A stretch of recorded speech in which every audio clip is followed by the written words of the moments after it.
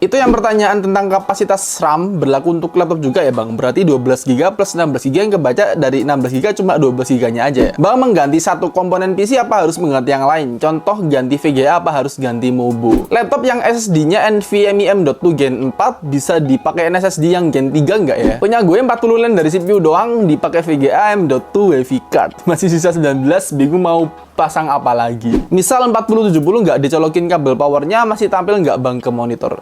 Cuma buat browsing-browsing aja, nggak main game. Bang, kalau FPS sering jumping itu ada masalah di driver, graphic cards, atau pastanya? Oke, itu semua akan kita jawab di Q&A part 8. Itu yang pertanyaan tentang kapasitas RAM berlaku untuk laptop juga ya Bang. Berarti 12GB plus 16GB yang kebaca dari 16GB cuma 12GB-nya aja ya. Agak kurang tepat sih. Bukan kapasitas, tapi dual channelnya. Kalau kapasitas tetap terbaca 12 plus 16GB ya. Tapi yang bisa jalan dual channel cuma 12GB-nya aja dari 16GB itu tadi. Dan sisanya jalan di single channel.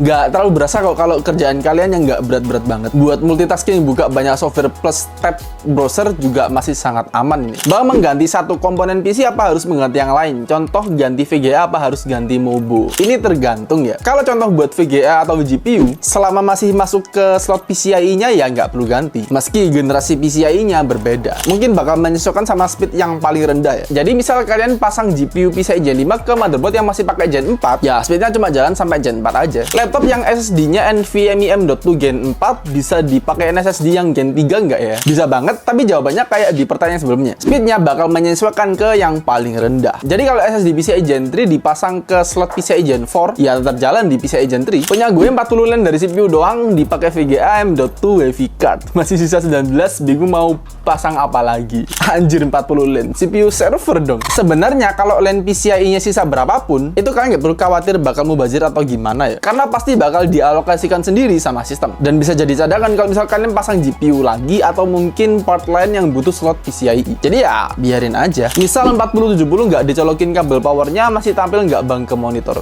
Cuma buat browsing-browsing aja, nggak main game. Waduh, mending jangan ya Bang. Soalnya kan TDP-nya berapa ya? 200 watt ya? Nah, sedangkan daya yang disediakan slot PCIe itu cuma 75 watt aja. Jadi ya, nggak bakalan display. LED indikator GPU di Mobo juga bakal nyala, yang nandain kalau GPU-nya kekurangan daya. Bang, kalau FPS sering jumping itu ada masalah di driver, graphic cards, atau pastanya?